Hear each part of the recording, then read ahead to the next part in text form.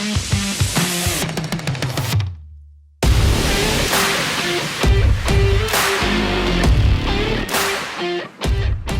right, welcome to Rethink. I am Cole. I'm Jim. Welcome. We are so glad that you guys are here. I can't believe we're here. Week 3, they trust us still. I mean, we've tripled our. We're tripling the amount of podcasts we've done right now. Triple. That's how much is that? 200%, 300%. I don't do math. That's 300%. It's thousands Thousands of percents. It's percentages. crazy. Yeah. Hey, before we jump in, after last week, we are 18th overall on iTunes video podcasts. Yeah, crazy. We're number 2, number 3.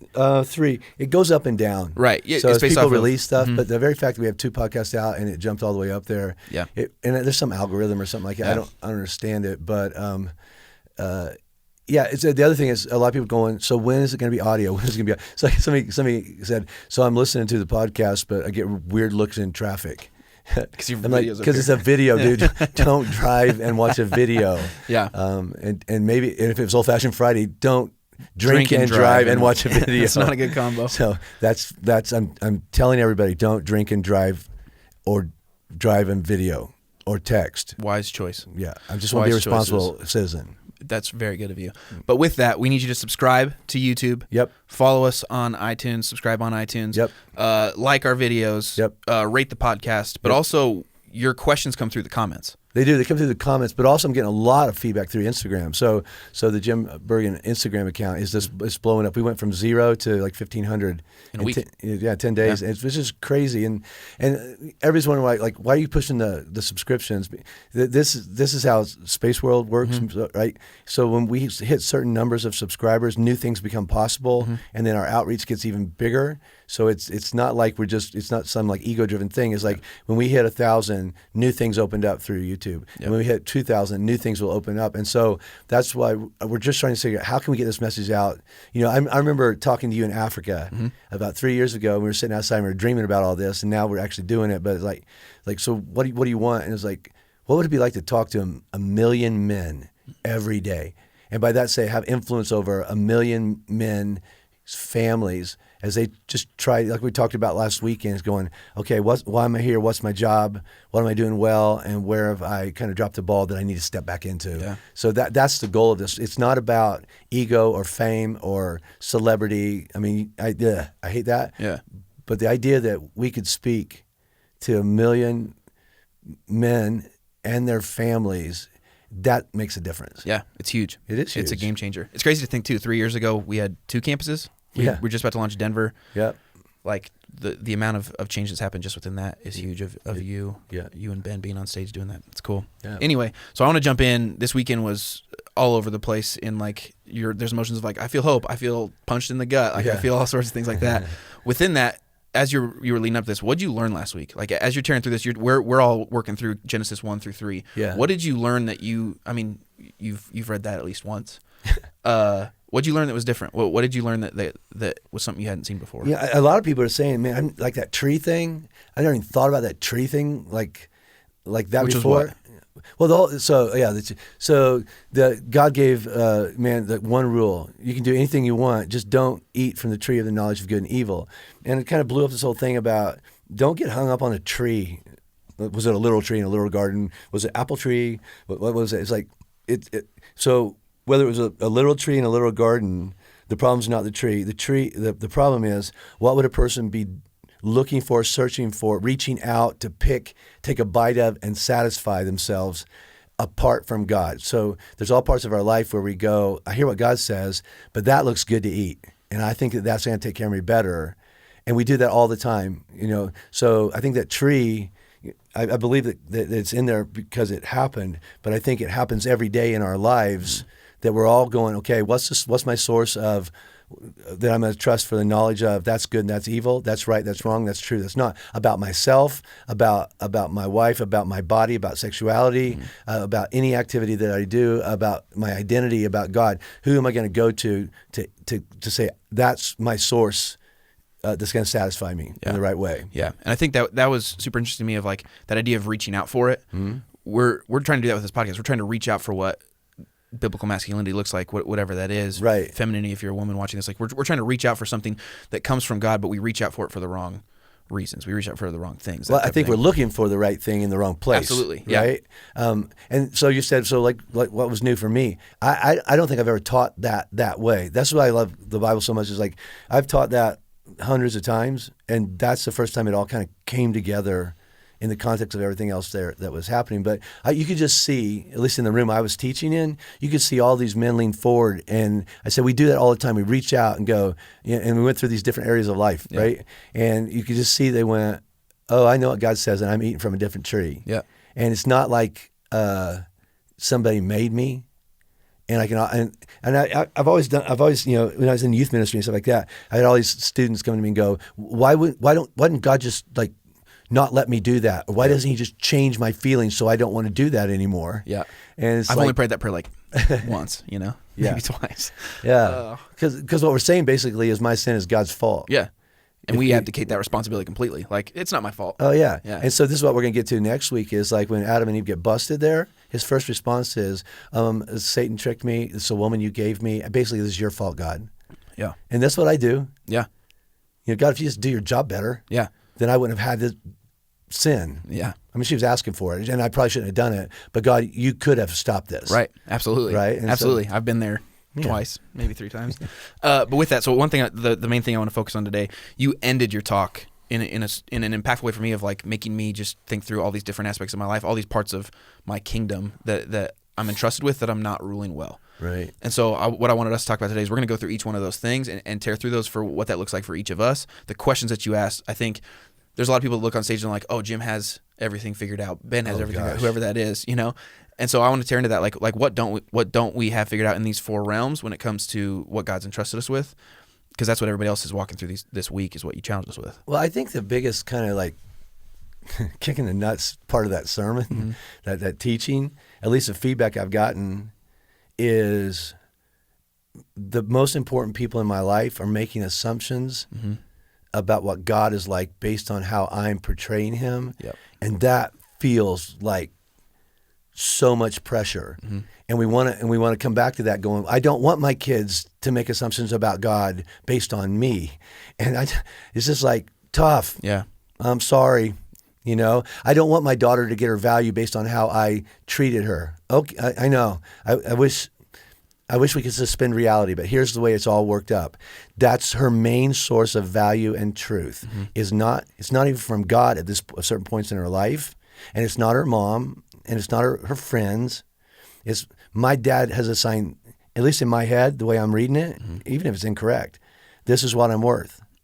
And so I will live up to that worth, or I'll live my whole life trying to prove I'm different than what he valued. Yeah. So with that thought process in mind, where have you, as you look through your life with Allie, with Jorda, with Robin, where have you screwed that up? Where have you like had to take a step back and go, oh, they're looking at me for this, and I'm not hitting the mark? Whoa. Yeah. Yeah. So I'm going to answer that as best I can. I want to make sure that I'm not telling somebody else's story. Right. Like Allie and Jordan, they have their own stories, and Yeah. maybe they want to come in and tell their stories. But, I think that when you're saying how have I done that, well or wrong? Wrong. Oh gosh, yeah. It's even harder. I can we go only ahead. have 30 minutes. Yeah. Yeah. I think that as Robin and I were going through all of our stuff, so the kind of the crap I bring into marriage is something happened to me when I was a kid, and the message I made up about myself is I'm not strong, I'm not enough, and I don't belong with strong people. And so my whole life has been, well, after that I'll show you, and I just go boom, boom, boom, boom, boom, and so I have to succeed. Yep. And so I'm a pastor, and so where are you going to do that? Well, you do that with all the trappings of success in ministry, right? Yeah. Are your numbers up? Are you getting good reviews? Are people telling you you're doing a good job? Are people getting baptized? Are people going on mission trips? Are you raising enough money? All those things, okay? And so all my life it has to be more. It has to be. There's no finish line. Over and over and over and over and over. That's draining. Oh my gosh, it's exhausting. It's like it's that wolf I was talking about a couple weeks ago, right? So now when Robin's going through all her stuff, see, I can fix stuff at work. Yep. And that feels good. Oh gosh, for 34 years, it's been nothing but it did it. I did it. Promotion, success, more status, more attaboys, more money, whatever that is. It's always been directionally that. I can't fix what's broken at home. And so I've never had an affair with another person, with a woman or a guy. I've not stepped outside my marriage sexually. Yeah. I've had an affair with my job. Yeah. Because she's sweet mistress, and she tells me I'm awesome. Yeah. It's easy to get worth. It just happens to be a church. Now here's the thing. All right. So now I'm a workaholic because I've got to prove that I'm enough. The only person I'm trying to prove it to is myself. Yeah. And he doesn't believe it. Yeah. Right. So I leave Robin at home. All right. And I leave my kids at home. Yeah. And so I'm not there. And so God is distant and doesn't care, or you're doing something wrong. And if you do something different, then maybe God would fix your problems. And, we've all done counseling around that. Yeah. And that's I think it's the other reality thing is that everybody kind of freaks out whenever when they say, well, so I went to counseling. And I was like, man, I've been 5 times. Yeah, it's a good thing. They tell me I need to go to anger counseling. Oh, I was in anger management back when we lived in Louisville. Yeah, I had to go in there because they told me I was really angry and I about punched a guy. And then I said, okay, maybe it's time. Maybe it's time. Maybe it's time. Right? So like it's people prayer pills, right? Right. Okay. I was having a conversation with somebody today. It's like everybody in my life is on medication, and the only thing they have in common is me. Maybe I should pay attention to that. Yeah. But I think that the wisest, strongest thing a person could do that got convicted this past weekend about looking at part of their life going, my starting line. This is where I said, okay, look at the part of your life and go, don't wish it was different. Don't explain it away as going, well, if that hadn't happened, or if it happened. And if I had more money, you don't. Right. If my dad had not left, but he did. If my wife hadn't cheated on me, well, she did. If I hadn't gotten addicted, well, you did. You have to start at a starting line. Yeah. And I think the wisest, courageous man. So I think we can come back to this, and maybe we'll just put it in here. I got 2 emails about Old Fashioned Friday. Both of them from 2 men who said, one said I'm 6 years sober, the other said I'm 8 years sober. The 6 years sober said, I'll be toasting Old Fashioned Fridays with a latte, and the other guy said, my buddy's gonna have a drink for me. And I responded back to them going, that's awesome. Yep. Right? That's courage. You took responsibility for your life and you made a choice and you tapped into the strength that God said was available to you. Now I got another one from a wife, and she loves her husband. And this is why she sent me an email, because he struggled with addiction for a long, long, long time, right? And she says, have Jim and Cole thought about what what we're communicating? What we're communicating, right? About promoting or use, like even from church. At church, I'll talk about I like bourbon or something like that. Are you worried about what you're conveying? And my response back to her, man, she must love her husband a lot. Yeah, for her to risk email in the past. It's risky. It is risky, but it's a loving thing to do. Yeah. So if she's listening, way to go. Yeah. Here's my response to that is I was raised in a culture, and I think she has a good point. I think there is always a risk, right? There's always a risk with saying, hey, you're free to make your choices. Yeah. All right? But I was raised in a culture that said absolute abstinence is the only good choice, and anything that else than that, you don't care about your brother, you're not a good Christian, you're risking causing them to stumble, all right? And so it's like it was an all or nothing thing. If you drink, you don't really care about people, and if you don't drink, somehow you're a good Christian. And the other part of that was when I was a youth pastor, and I'm not putting this rule on anybody who's a youth pastor, right? When I was a youth pastor, I made a choice not to drink because I dealt with 15, 16-year-olds. That are drinking. That are looking for justification, and they don't process all. Sorry guys, you don't process all the way through stuff. So I could say, yeah, I have a glass of wine a couple times a year, and all they hear is Jim drinks, and I'm also 35, and they just hear Jim drinks, at home with dinner or something like that, and they say I'm going to drink under the bleachers my football game time, shit face, right? I've never done that. Right. What I'm saying is I do feel like there's a responsibility working with those people in that season in their life. Yeah. I made a choice to do that. Yeah. Here's what my responsibility to that lady was, and I think it was I'm always trying to rethink everything, but here's where I am right now, is that what we don't have is anybody out there saying it's possible to hang on to God's word and take responsibility for what you put in your body. Yeah. right? And Yeah. so you can love Jesus and have a drink in moderation. Yeah. Now, the Bible's really, really clear. Don't get hammered. Right. I have some rules. I'll convey those rules. It's like, hey, two drinks, anything more than 2 drinks, and you got to Uber home. Not because you're drunk, but because I don't even want to get close to that line to get pulled over and get blindsided, right? Because if I go down, my family goes down. My family goes down, a lot of this church goes down, right? And so it's just not worth it, right? So there's that. The other thing is I don't ever want to have anything too much to drink, so that if I get an email or text that says, hey, you've got to get to Children's Hospital now because one of the kids, I want to be able to go, I got this. Yeah. And not, I can't get there. Can somebody pick me up? All right. I'm trying to be responsible. I'm trying to say there is a responsible way to hold on to Jesus and have a toast at the wedding at Cana. Mm-hmm. Absolutely. And not let go of either. Right.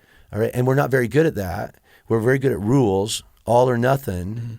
And what we have to do is, so I'll take a risk. I'll throw myself out there as a model that says this is what it looks like to really love Jesus. And appreciate good bourbon in a responsible way. Yeah, you're not chugging it. No. Yeah. No.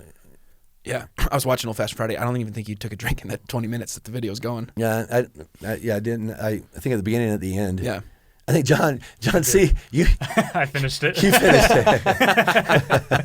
Hey, are you engaged yet? Not yet. Come on, Valentine's Day. Getting It's closer. coming. It's Valentine's coming. Day. Oh. She's gonna move here first. Then we're gonna get engaged. When's she moving? May.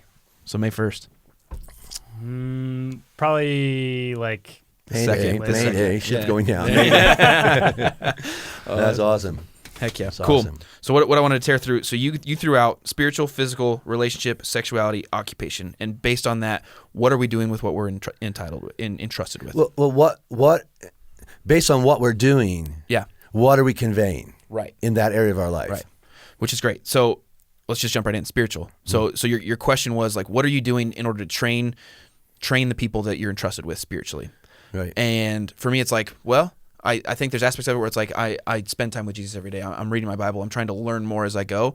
But then in the communicating of that, the training of that, it's like I'm also like making it a rule of like I need to do this every day and do this instead of making it a relationship type deal. I taught on that a couple weeks ago of like the relationship aspect has always been a struggle for me with Jesus. Right. Like how do I spend that relationship with him in an actual relationship and not like I'm doing this for 20 minutes because that's what I said I'd do and then it's over with, because you don't do that with any relationship. So what is that? Yeah, right. You don't do it with any relationship, but you do it with every discipline. For sure. And you have to do it. You have to do it until it's a muscle memory. You don't have to really think about it. And so I think it's naive to say, because we're all or nothing people, right? We don't drink at all or we get hammered. It's like it's not either of those, okay? And it is kind of like a relationship, but it's like, you didn't like have a I hope you didn't have a calendar reminder pop up on your phone. I got to call my girlfriend. Right. It's like I want to know her more.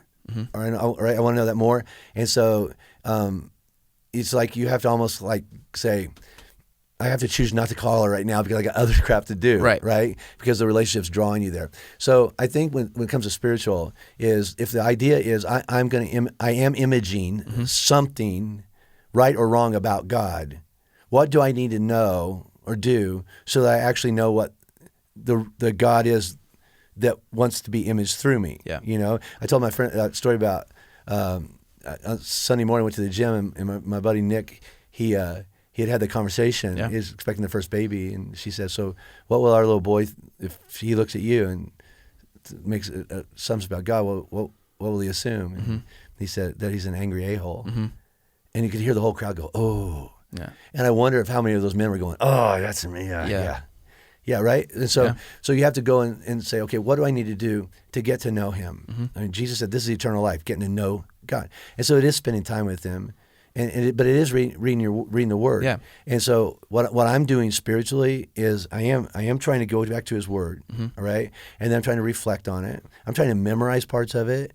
And then I get on a regular basis, I get in my soul group and we process the struggle. Yeah. And that's why I think groups are so good. Huge. So we learn information in rows, but we process in circles. And I grow best spiritually when I'm in a room with men. There's some things I can only do by myself on a rock in the woods with God. Yep. Right? But Jesus didn't say go to the mountains by yourself and don't go be hermits. It's always done in relationships. So what I have to do is there is no shortcut. Yep. You have to go back to the Word. Yep. Okay. And then if you don't know the Word, then come to church on Sunday, and I'll teach you the Word, and just go over what we just taught. Yeah. Start small. Right. Start small, and then get together with some men and go. Okay.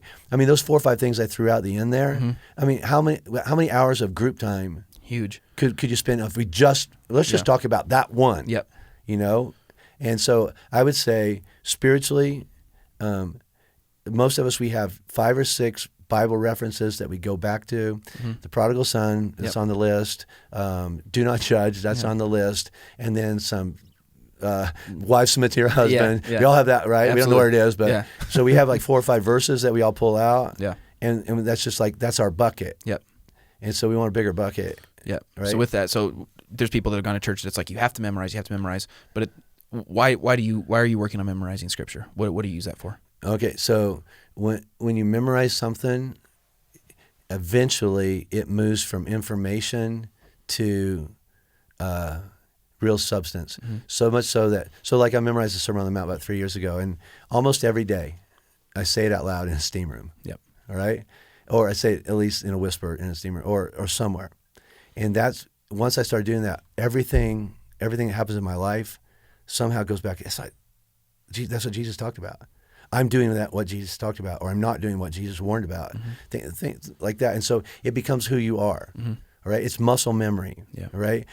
So now when I go and I pick up massive weights. Yeah. Hell yeah. You have to say massive Yeah. Your shirt looks tight right now. My shirt is, I can't breathe. Yeah. It's a 2X. It is. Mm-hmm. It shrank. No doubt. Yeah. Yeah, it was a 4X. Now it's Absolutely. We got to get a bigger room. Yeah, we do. It's coming soon. So the first time you do a certain movement, Yeah. it's like, is that right? Is that right? And you're not doing 300 pounds. And you're not, or you shouldn't, right? Yeah.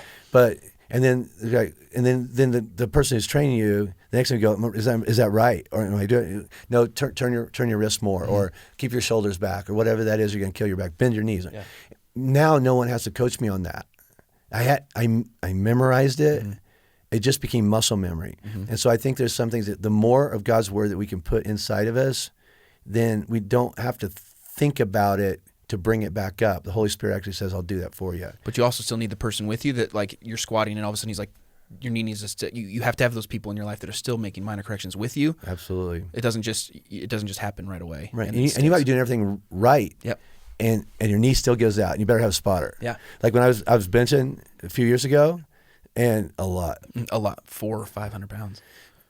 No. We weren't counting, But on the 4th rep, it was 275. Yeah. And I was on the 4th rep. My pec pulled out of the bone. Mm-hmm. I was doing it right, and then boom, boom, boom, boom, boom, boom, all right, and it knotted up here, and I went, oh, and a guy named Dean I just met. He's like this bodybuilder. It looks like Super Mario. Yeah. He's on our security team now. Yeah. But he goes, whoa, and he just picks it up like that because he's just massive, right? Yeah. And I stood up, and my boob was like this. Do we have a picture of that we could throw up on the? I don't know. We'll look for one, okay? Because it's my purple boo moment. Because the whole thing turned purple, all right? And he looked at me and went, you might want to get that looked at. I went, yeah. It didn't really hurt though, but I was doing it right. Yeah. And it just broke. Yeah. And you need somebody there, and that's what groups are for me. Absolutely. So I think to grow spiritually, you have to spend time in God's Word, and then you have to have help, mentors, teachers, pastors, whatever, helping you unpack it. Yep. Or good books to go alongside of it, not instead of it, but alongside it, and then men to process it with. Yeah. So for the person who came for the first time to church this weekend that heard that and goes, I don't have any spiritual life, I don't know what that looks like. First step, what do they do? I would say first of all is, have the stones to say, okay, I have to actively do this. I can't be passive about it. Yep. Hopefully I can grab a buddy to do this with me, but if not, I'm going to get online on the website, and I'm going to get in either an online group or an in-person group Yep. with some men. Great. And there's hundreds of them. Yeah. Because we're all looking for the same thing. Yeah. Absolutely. Cool. Next, you touched on physical. Yeah. And not like, I need to go and be a bodybuilder or anything like that, but there's implications to what we do to our body through the soda that we drink, through the fast food that Did you time that right? Perfectly timed. Okay. At least it's not a LaCroix. Oh, if it was, we wouldn't be having this podcast. It'd be. We will never. We will not say that. Have we said wiener yet? We haven't said wiener yet. No, we were going to talk about that with physical though. 1, 2, 3. Wiener. Perfect. I had a lot of men come up to me and go, Yeah. hey, Wiener. There's a guy at Aurora that he just bought like not a laminate, but like to create like vinyl stickers. He's like, I'm gonna make you guys a wiener sticker. I'm like, we will put that on the wall for sure. Not with a wiener on it. It just says the word wiener. Okay. Yeah, we don't need any wieners like on the wall. Have you seen the South Park where they do Game of Thrones and they make fun of how many wieners are in the show? You know that Hodor guy? Hodor. Yeah. That wasn't a real wiener. Really? Oh, my son Jordan is a Game of Thrones fanatic. Yeah. He did research. It was like a Lee press-on nails. Yeah, Lee press-on wiener. It wasn't his wiener. Interesting. Was he embarrassed? Not by the press-on. Not the one that showed thing up. Was a monster. Mammoth. Perfect. Not that matters. No, it doesn't. Doesn't matter. No, we're men. Hodor. Yeah. Great guy. I think that could hold a door. Yeah. It could. It was a door stopper for sure. You need to watch that South Park. Like the dragons are wieners with wings. It's so good. It's so good. Anyway, back to the podcast. Physical. Yeah. So explain that. So people that are making choices physically, why is that important to God? Why does God call us to do that? Why are we making wrong decisions, right decisions?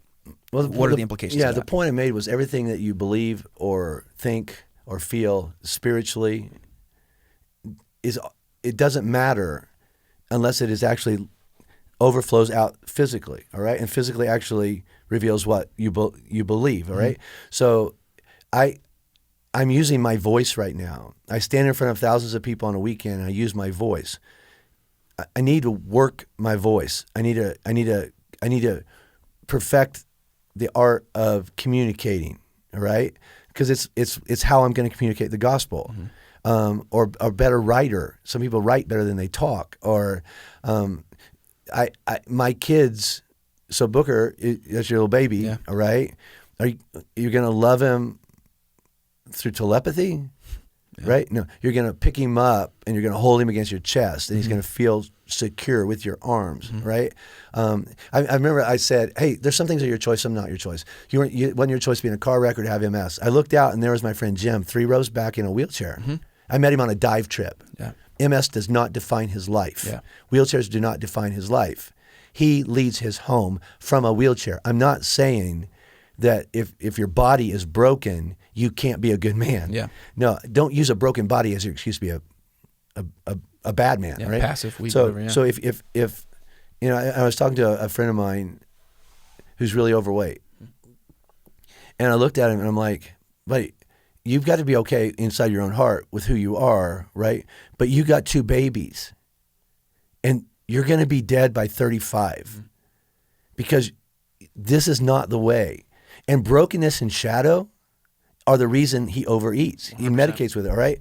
Okay, so that's just reality, all right? So you can't say, well, you can't hold him accountable for that. It's not fun. No. Hey, buddy, I'll if you can't, I'll pay for the counselor, for the food counselor, for the class you need to go to, for the therapist, whatever. I'll partner up. This is what men do. This is why we need to have men around you. You can't have any excuses to go, I can't afford to go see a counselor. Hey, all right, you get 3 or 4 buddies and go, I'm going to lose my marriage, but it's $175 to go see that guy. You tell me that if you have men around you that love you, they won't be able to figure out how to get $175. And you're just too arrogant or to submit yourself and go, I need help and I can't afford it. Can anybody help me do this? Right? So you'll either keep your pride up and lose your marriage because you got caught doing something dysfunctional or broken again, or you'll humble yourself and go, dudes, will you carry this load with me? And if they said no, you got the wrong dudes in your life. Right? And so you have to see is that what I'm doing with my body, I want to do this for a long time. All right? And I think we've missed this. We all suffer. This is Peterson, right? Yeah. You choose your suffering. So I got up at 3 o'clock this morning, every morning, right? And I am in the gym around 4. I'm working out at 4:30. That, by definition, is very inconvenient, right? And most people go, it's stupid, and it's suffering. Okay, all right, so I'm 56. I've been doing that for a long time. Genetically, the men in my family shouldn't be fit, shouldn't, right? My dad had heart problems and strokes and eventually died of cancer, right, by the time he was in his 70s, right? I've suffered on the front end so that my 50s and 60s, I'm gonna be there as dad, as pop-up, as leader of this church, as influencer of men. I don't want to go, I let myself go back in my 30s and 40s and now I'm not even available to anybody. So my body is the tool that anything I have to offer to the world is going to be lived out through my writing, through my speaking, through my touch, through my protection, through my provision, whatever that is. It's done through your body. So you can't say the way I treat my body has nothing to do with my kids. It does. Yep. And to the other extreme, I spend all my time in the gym because my worth comes from that. You're also communicating something else, that your worth is all about physical. And how you look. And your kids are watching it. Yep. Right? Yeah. Physical's probably the one that we throw away the easiest. Like, it's like, oh, I'll get to it later. It doesn't matter now. I'm spiritual. That doesn't matter. That doesn't matter. Yeah. Yeah. I'm a spiritual being. It's not about my body. I'll be honest. Okay. And this is a judgment. Yeah. Because, until I really looked at my own demons and my own shadows in my life, I had a lot of judgment towards, like a pastor would get up there and he'd be talking about glorifying God through all you do. And he's like 450 pounds. Mm-hmm. And I'm going, hey, you can't talk to me. Yeah. Because the way you live your life doesn't lie. I know the choices you're making. Now, listen, that's really judgmental on my part, and I don't know his life, and I don't know what led up to that, and he probably has his own stuff like that. But a lot of times I would look at that and go, you're a weak man. Why would I follow you? Mm-hmm. Right? But really what it is I looked at that, and it triggered something in me going, I can't be weak. Yeah. It's all about me. Yeah, right? absolutely. And so, but the truth is, if you decide to say, my physical life and my spiritual life and my family life, and I don't know if we're going to have time to get to it right now, my sexual life, and the way I do my business, they're all unrelated. This is not true. That's bullshit, yeah. It's all imaging God and how we do it. Yeah, absolutely. Yeah, I think starting with all of them, there's the umbrella of spiritual on over all of it. It all lumps in with There that. is not a spiritual life, a sex life, a physical life, a work life, and your family life. It's just a one life. Yep. Echad, right? Yeah. That's that Hebrew word we're talking Oneness, about. yeah. It's one. And it's not just one with me, it's one with Robin. Anything I do with my body affects her. Mm-hmm. Right? Absolutely. Everything I do sexually affects her. Boy, there's a good conversation we can't have right now. Yeah. It's way too fresh. Yeah. I just threw out an idea. Apparently she didn't like it. Well, next week it's less fresh. No. A couple months? No, I doubt it. Never. We'll go with never. Maybe at my funeral. There we go. Hey, it's a one time. I think it'll be a good combo. It involves the word wiener. I'll say that. Hell yeah. You got to rethink your wiener. You got to always rethink your wiener. You got to rethink everything, right? Because this is the challenge. Yeah. You are imaging God for better or worse. Yep. How are you going to do it? And if it's not going well, what are you going to do about it? And the answer is, I'm going to do all I can, or I'm not going to do anything about it. Yeah. But it's your choice. Yeah. But the world's waiting on us. Yeah. Choice and responsibility. You got to take it and step into it. Absolutely. It's good. Yep. Great.